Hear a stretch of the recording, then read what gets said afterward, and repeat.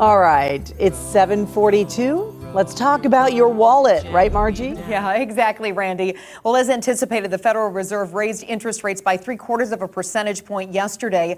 The stock market appears to be petering out as U.S. stock futures are sharply lower this morning, with tech shares leading losses, pointing to possibly a sizable fall when Wall Street opens. We have certified financial planner Mike Peek with Moneta. He is here this morning to break all of this down for you. Good morning to you. Morning, Margie. Yeah, so first of all, what does this announcement mean to all of us yesterday? Yeah, so the Fed decided to raise rates by 75 basis points or 0.75% yesterday, which brings the current rate to 1.75%. This is the single largest rate hike we've seen since 1994, so almost 30 years.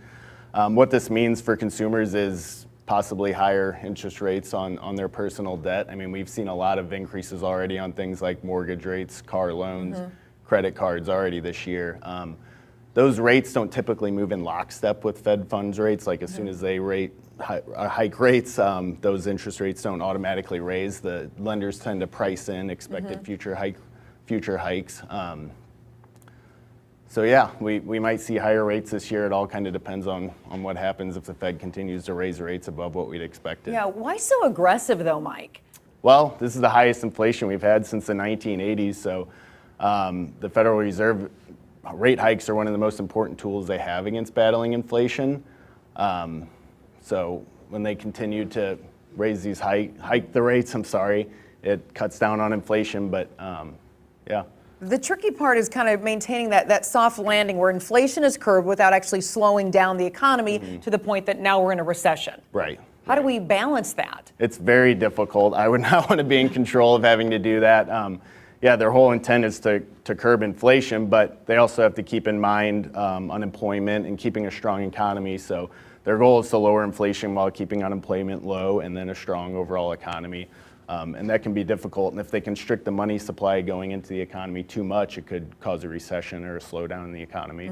How are CDs, fixed income investments, things like that going to change with these rates? So it's been a tough year for our more risk-averse investors, those that have a majority of their portfolio in things like CDs and bonds. The last couple of years, it's been hard to earn over 1% even in these types of investments, and now all of a sudden you can get a 1-month CD paying over 2%.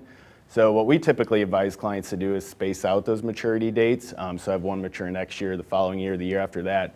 And that way when those bonds or CDs mature, you're reinvesting at the current interest rate. So if you would have put all your money into one CD back in December and that was paying less than 1%, and now you could have got 3 or 4%, you're missing out on that different interest rate. So by having them laddered and maturing at different times and reinvesting at the current rate, you can kind of diversify your fixed income portfolio.